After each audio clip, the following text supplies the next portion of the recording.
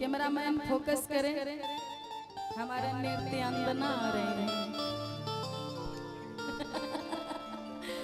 आइए चलेंगे लोकगीत के तरफ। आइए, आप बड़ा मुस्कुरा रहे हैं, बाकी कहना है किनके लिए बड़ाई कर रहे हैं। आप तीनों आदमी बहुत अच्छे हैं और बहुत सुंदर लग रहे हैं। अच्छा ये बताइए, यहाँ पर ये जो तिल बनाई है कि ऑलरेडी है? अच्छा बनाया है, डुप्लीकेट। हाँ कोई बात नहीं, बाकी अच्छा लग रहा है, हम लोग की हाइट भी मिल रहा है। कुछ भी हो जाए अपना आदत नहीं छोड़ना है। आइए, बाकी आप क्या ले कहना चाहेंगे कि हंसलो न लागला कि काटल खरबूजा अब भागला पे लागलो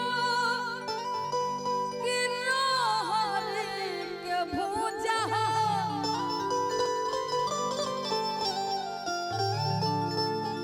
आई बेरी बेरी छुअली तो हम कुछ ना कहनी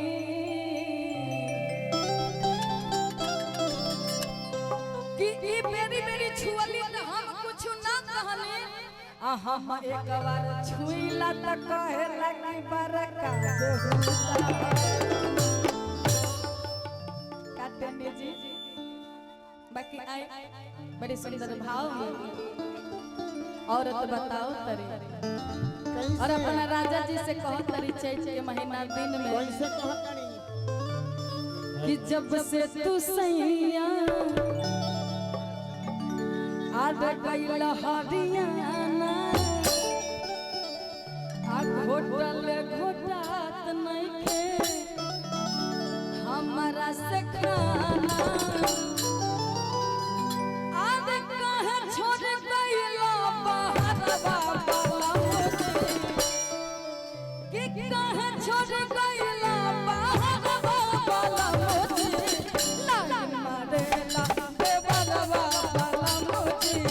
लाइन मारेला देवरवा वाला मुझे देवरवा वाला मुझे लाइन मारेला देवरवा वाला मुझे।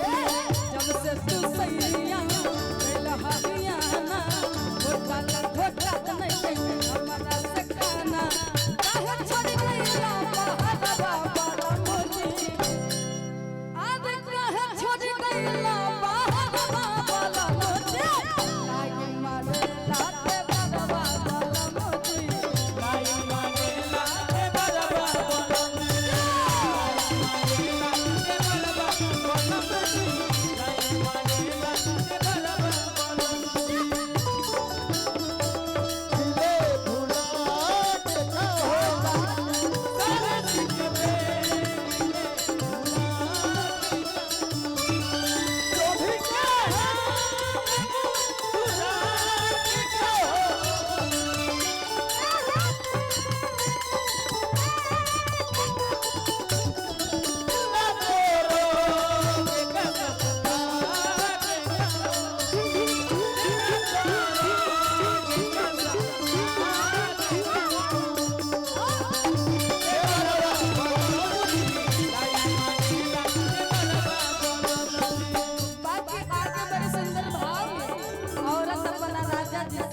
अपना सैया जी से बताओ और बहुत तरीका ए राजा जी भेक चलावत में भले लपाजा जल्दी से गाड़ी धके घरे तू आजा भेक चलावत में भले लपाजा जल्दी से गाड़ी धके घरे तू आजा लागे कि जान नहीं बची राजा नहीं बची राजा लुट ली एक दिन जवानिया के माजा लुट ली एक दिन जवानिया के माजा लागे कि जान नहीं बची राजा लुट ली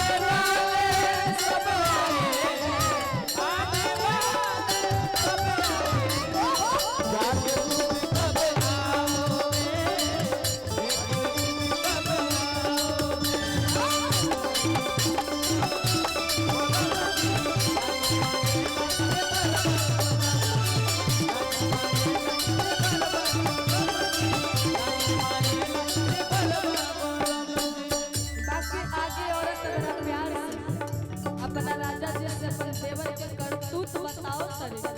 और कहत तरी के राजा जी रउआ का वना करा के तो चल गई बाकी एगो लहुरा देवरवा रउआ छोड़ गई इनकरा मैं शैतानी से हम एकदम तंग हो गइल बानी औरत कहत तरी अपना राजा जी से का ए जाई नहाए खिड़की से ताके जाई नहाए खिड़की से ताके हमरा कुलिया पर ताके ताके हमरा कुलिया पर जाई नहाए खिड़की से ताके हमरा कुलिया पर ताके मांगला चुमाया केला में पाके चुमाया केला में पाके राजा पैसा कमा के राजा पैसा कमा के मांगला चुमाया केला में पाके राजा पैसा कमा के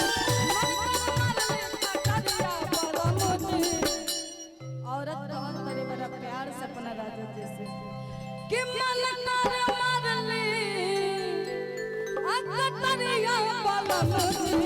लाई मारे रात बरवा बलमुजी लाई मारे रात बरवा मारे रात बरवा बलमुजी लाई मारे रात बरवा बलमुजी हो अल्लाह बने हाथ दिल तोरा करूबा